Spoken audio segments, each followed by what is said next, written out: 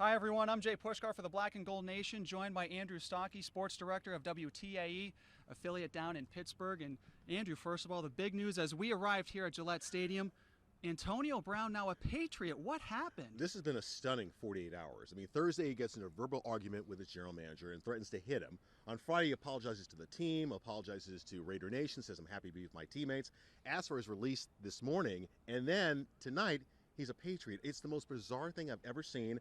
And I don't think the last chapter has been written in this crazy, crazy saga. I don't think so either. And for Tom Brady, he adds another weapon to his arsenal. How huge is that now for New England moving forward? Well, if he behaves himself, this could be huge. You have arguably the best quarterback in the history of the game, and you have arguably the best receiver in the game right now teaming up. And then you have all these other weapons the Patriots have.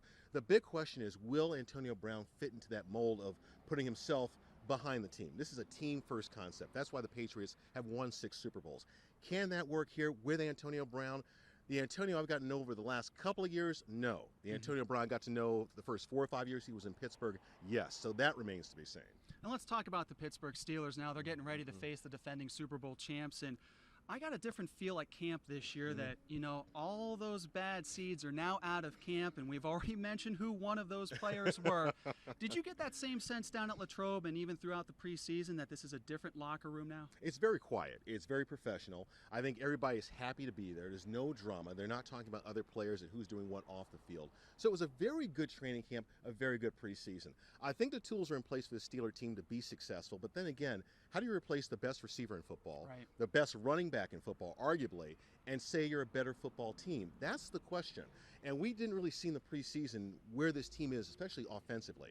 I think this first game is going to be a great measuring stick, and obviously as the season goes on, we'll find out how good this team is, how good the secondary is. That's a big question mark for me. You're not going to have Sean Davis tomorrow night. That's a big loss. Plus, you've got a young secondary. Joe Hayden is coming off injury. A lot of questions about the Steelers in a division that's extremely competitive. I mean, if the Browns play as well as they look on paper, it could go all the way down the wire at season's end. It certainly can. And Andrew, let's talk about Ben Roethlisberger. He's had a Hall of Fame-like career, but his bugaboo and his kryptonite has been the New England Patriots, especially here at Gillette Stadium. How does he rectify that and play well on Sunday? Well, I think he will play well on Sunday, but I think we're putting almost too much on this first game. I mean, this is the first game where the Patriots, we know historically, don't always get off to a fast start. Right. And as for the Steelers, look, they beat the Patriots last year. What happened? They didn't make the playoffs. The Pats won 5 in a row, got to the Super Bowl, and won it. So there's a lot on this game because of the two teams, the franchises. They both won 6 Super Bowls.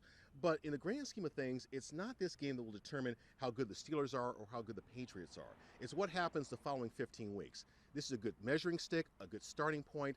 Hopefully everything goes well. But win or lose, it's not going to determine where the Steelers are come January and perhaps in the NFL playoffs. Is that a great reminder for all of us fans, too, to just pump the brakes a little bit? Let's not overanalyze too much after week 1. It's a marathon season, as you mentioned, where you may be in the playoffs week 1, but by week 17, you're out. It is a marathon, but this is a marquee matchup. I mean, you have two of the two best franchises of the Super Bowl era when it comes to winning Super Bowls playing each other a Sunday night, first game of the season. The team that had won 6 Super Bowls and stood alone will be matched by the Patriots when they raise that banner. So all the elements are there for what will be a great matchup and something people want to watch. So it's hard to put the brakes on. But when the game is over, analyze, take a look at what happened, and realize, look, 15 more games to go.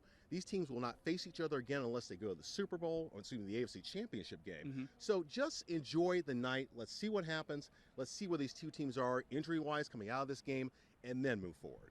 Finally, Andrew, you're in the heart of the city. What's the overall vibe from the fan base and the overall outlook for 2019 with this bunch? There's a lot of excitement. I think Juju Smith-Schuster has created that excitement. They're excited about him being the #1 receiver. James Conner and Jalen Samuels in the backfield, that 1-2 punch they're excited about. The D-line's going to be good, of course. Devin Bush has everybody excited. The talent he has. He does look good after seeing the preseason. Absolutely. I mean, that whole linebacking core with him becomes that much better. The question marks are the secondary, #1. Another big question mark is, can this defense be better than they were a year ago and force a lot of turnovers? We know Ben Roethlisberger still has some gas in the tank. He certainly does. And he's very excited about the season ahead. They have a great offensive line. There's a lot of excitement, a lot of optimism. The fear is they're in a division right now where, frankly, they're not head and shoulders above everybody else. The Browns are a much better football team than they were a year ago, 2 years ago. You think so, even on paper? I do. I mean, the Browns took some big steps last year, and I think they'll take even bigger steps this year. The Ravens are always good. So as good as the Steelers are, it will be a harder road, I think, for them to get to the playoffs than it was a year ago. Andrew, thank you so much for the time. We really appreciate it. Enjoy your stay here in Foxborough and enjoy the game on Sunday. I look forward to a very good football game. Win or lose is going to be worth watching. Always looking forward to that. Just a good Sunday night football game. Agreed. Thanks for the time.